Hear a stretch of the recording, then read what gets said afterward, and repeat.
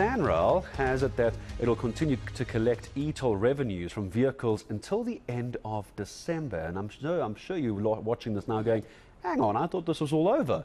This is despite the Finance Minister Enoch Godongwana's announcement last year that the scheme is going to be scrapped. So how is it that Joburg drivers are still probably paying until the end of this year? Well, let's speak to the organisation Undoing Tax Abuse. It's their CEO, Wayne Duvenage, taking some time for me this morning. Hello to you, Wayne. Have I got that right? We're paying in Joburg till the end of December? That can't be right. Yeah, it can't be. It shouldn't be, but it is right. They have made the decision in October last year, as you say, the Minister Enoch Godongwana. And they announced that by the end of December last year, they would be turning off the gantries, the e-toll gantries. They'd use them for other purposes. They're going to repurpose them.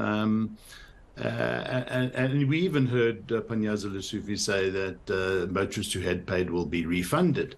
And here we sit. Well, June, the contract was over, the collection contract.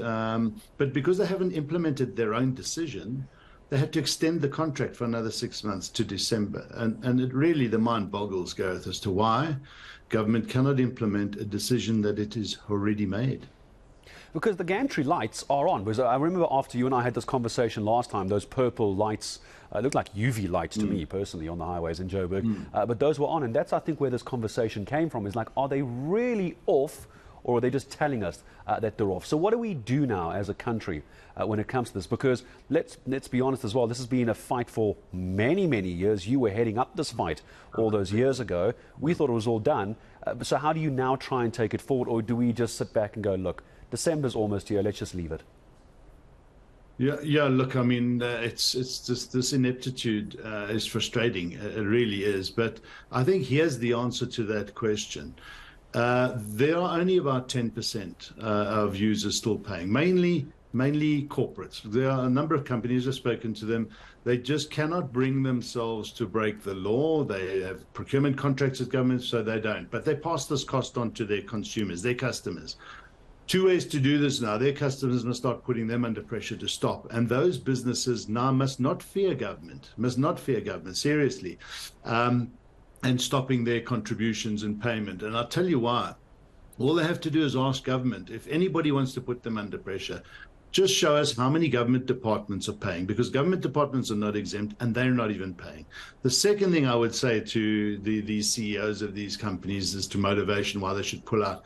If government themselves have told you, they made a decision to scrap it, and they've told you they'll refund people who have paid, well, then it doesn't make sense to pay. But what you should say to government is then, well, look, we're going to stop paying because you've made this decision, and we're going to spare you the problem of having to refund us after December then.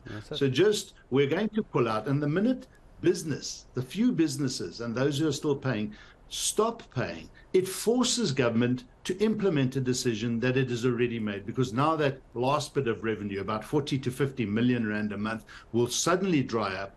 And then government will maybe sit up and say, oh, actually, we need to implement our decision now. I feel like I need to ask you to take me back for a moment as well, because when was this announced last year by the Finance Minister? There's still the issue of the money owed on the contract to the company that put all of this together as well. So right now we're talking about the users and the payments thereof, and the refunds possibly may or probably will never come back to the user, the driver in Johannesburg. But remind me of where we are with the overall bill and the payment from this. Who's actually going to pick that up in the end, Wayne? Well, it was the debt that SANRAL took out to build the roads, and we've said all along, we've shown them that they paid nearly 3 times the price nonetheless. So 18 billion rand they paid. They went and borrowed those bonds and have to pay them back. We said this is social infrastructure. You need to get these funds through the allocations that come from National Treasury, as they'd always been up until then.